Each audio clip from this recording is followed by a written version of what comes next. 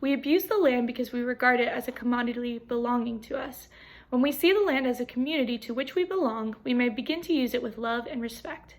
This quote is from famous author and ecologist Aldo Leopold from his book, A Sand County Almanac. I know many people love nothing more than to hike, soak in the sun, and enjoy time in the parks they love. I am definitely one of those people. Yet many do not know the history of wildlife management and how the view of nature in America came to be. I've learned a lot about the history of wildlife management and the philosophical views put on the land through my studies in wildlife biology and environmental history. This topic is incredibly important to me because of my passion for wildlife and my own longing to make an impact on the field of wildlife biology. One of the most influential and inspiring people in wildlife management history, in my opinion, is Aldo Leopold. His writings and work as an ecologist changed the way people viewed nature and inspired a land ethic, or a moral code for the way we should treat the land and the wildlife on it.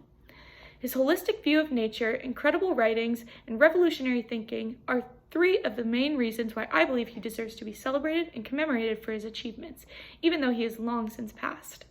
His effect on the field I've chosen to study, as well as the general public's mindsets, has truly shaped our relationship with nature.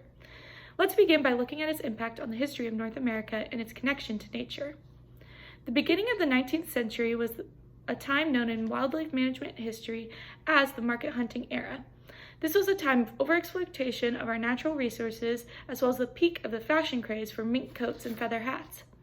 This was a grave time for nature in North America and led to the downfall of buffaloes and the extinction of passenger pigeons. But Aldo Leopold helped usher in a new era, the era of game management. Beginning in the 1930s, this era began making laws to protect wildlife, especially those being used for hunting and/or commercial gain. Leopold was on the Committee of Game Management in North America and helped push for a new management policy that would have foundations in solid research and management practices. He also created one of the first collegiate wildlife management programs at the University of Wisconsin.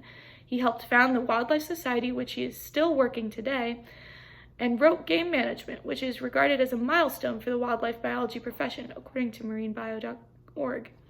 Leopold had a tremendous effect on the creation of wildlife biology as a profession, arguably creating the entire field through just his writings, intuitive research, and new way of regarding the treatment of wildlife in the North American system. While his impact on wildlife biology are great, and they mean a lot to those pursuing that field, Aldo Leopold's impacts are not limited to only that group. Leopold's holistic thinking changed the way the public viewed nature and humans' place within it. In fact, one of the more specific mindsets that Aldo Leopold changed was the public's view towards predators. In the beginning of the 19th century, predators were persecuted across North America, being trapped, poisoned, and usually eradicated from their homelands. Predators were seen as a threat to hunters and ranchers because of their destruction of livestock and game animals. Most people saw no benefit in their role in the ecological system and therefore tried to exterminate them. Aldo Leopold was the first to look at the importance of the predators in their habitats.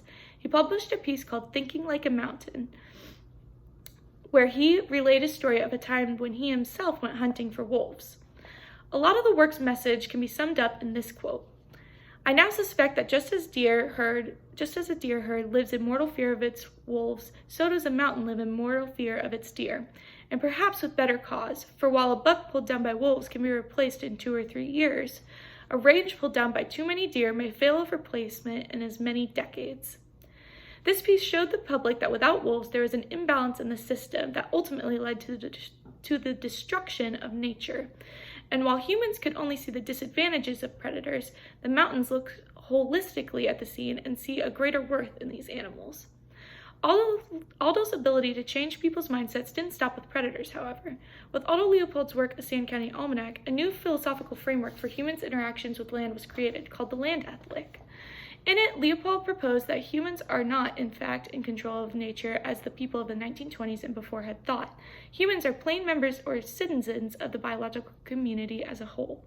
With this view, it is much easier for the general public to see what benefits the ecology of the habitat system also benefits humans, and this helped inspire the need for conservation and environmentalism instead of destruction and development. This view also gives a more holistic and inclusive view of nature, which helped change the public's mindset toward nature, as well as the policies put on it. Aldo Leopold has made huge impacts in the field of wildlife biology and in the world through his writings, his revolutionary stances on everything from predators to policies, and his holistic view of nature and humans within it. Not only has he changed the game for people like me who want to go into a career of wildlife biology, but everyone who loves nature and sees beauty within ecosystems and the wildlife in it. If you ever get the chance, I would highly recommend you read a Sand County Almanac, and more specifically the passage called Thinking Like a Mountain. They are both great pieces that shed a lot of light on how we treat the land around us and are both beautifully written. So in conclusion, I'd like to commemorate Aldo Leopold for his impact on our world, and I hope one day I can follow in his footsteps, leaving the world better than how I found it. Thank you.